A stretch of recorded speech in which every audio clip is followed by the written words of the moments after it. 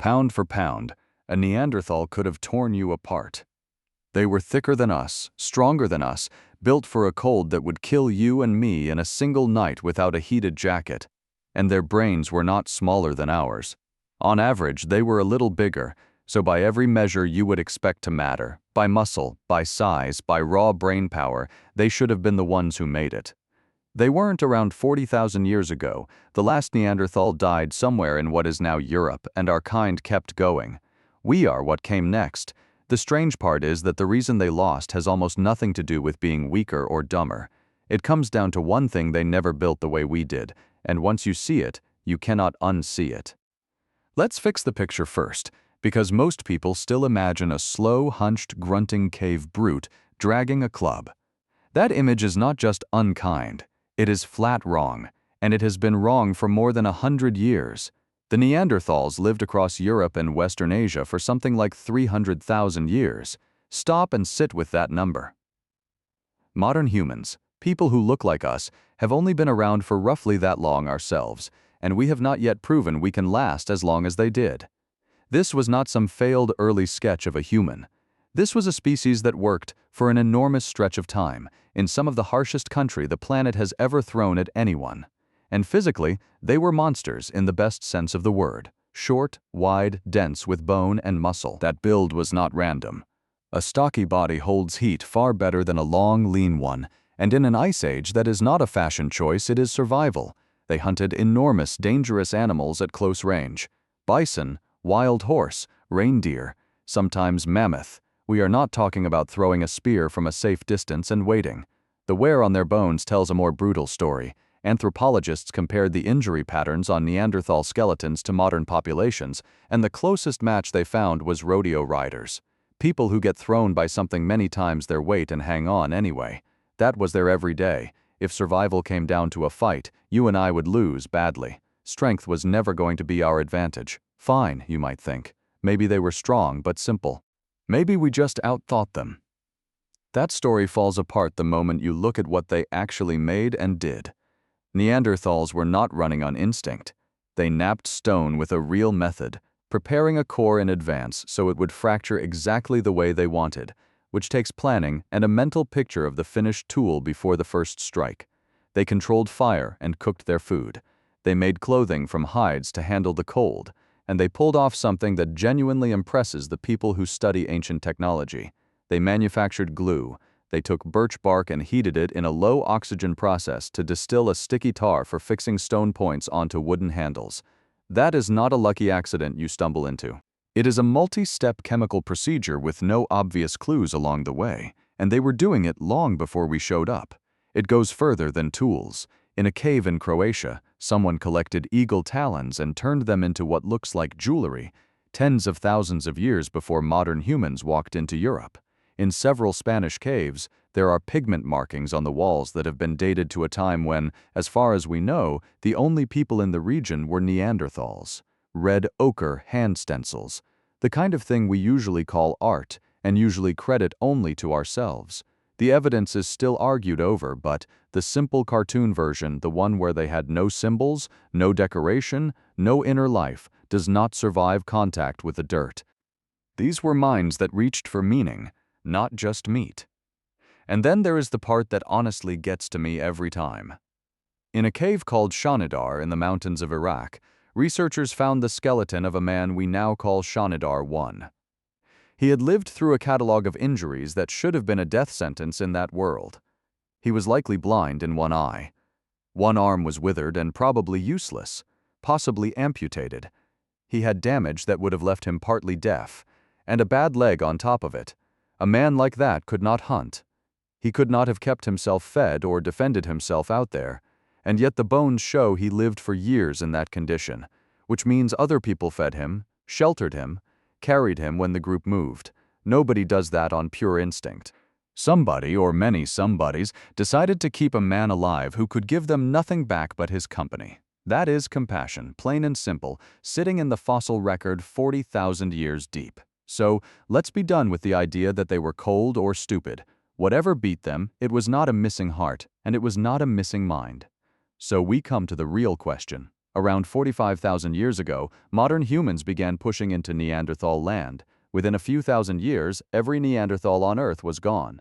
The timing is too neat to ignore, but we arrived and they disappeared is not an answer. It is just the question wearing a date. For a long time, the popular guess was war. We were the invaders with sharper spears and better tricks, and we slaughtered them or starved them out. It is a dramatic story, and people love it. The trouble is, the ground does not back it up. There is no layer of massacre sites, no buried evidence of one species hunting the other to extinction. Whatever ended them moved slowly, across many generations, grinding them down rather than cutting them down, and that slow grind points away from violence and toward something much quieter. When researchers stopped asking who would win a brawl and started asking how each group actually lived, the gap finally showed itself. Look at where modern humans got their materials. Dig through our old camps from that era, and you find things that traveled absurd distances. Seashells hundreds of kilometers from any sea. Good stone and obsidian carried far beyond the place it came out of the ground. That tells you our ancestors were not sealed off in little pockets. They were trading, meeting, marrying across the landscape, passing objects hand to hand over huge ranges. And anything that can carry a seashell 300 kilometers can carry something far more powerful. It can carry an idea, a better way to make a blade, where the herds went last winter, which plant stops a wound from rotting. Now look at the Neanderthals. Their tools were almost always made from material found close to home, often within a single day's walk. They lived in small, tough, tightly bound bands that simply did not stitch together across the land the way our groups did. And this is the whole thing. When you are one small group surviving on your own, every clever trick has to be discovered from scratch, again and again. And one terrible season can erase your entire line with no one to lean on. But when you are a single knot in a wide net of other groups, a discovery made by strangers 2 valleys over can find its way to you. A starving band can be taken in by another instead of vanishing. Knowledge piles up across the whole network, instead of dying every time a band dies. That was our edge. Not a bigger brain, a bigger web. As individuals, we may not have been better than them at anything. As a connected population, we were almost impossible to kill off completely. The climate of that age made the gap fatal. This was not a steady, predictable cold. It lurched and snapped, sometimes shifting from survivable to deadly within a human lifetime. A swing like that is something you can ride out if you can draw on people and resources from a wide area. It is a catastrophe if your entire world is the 50 kilometers around your camp, and the Neanderthals were already few.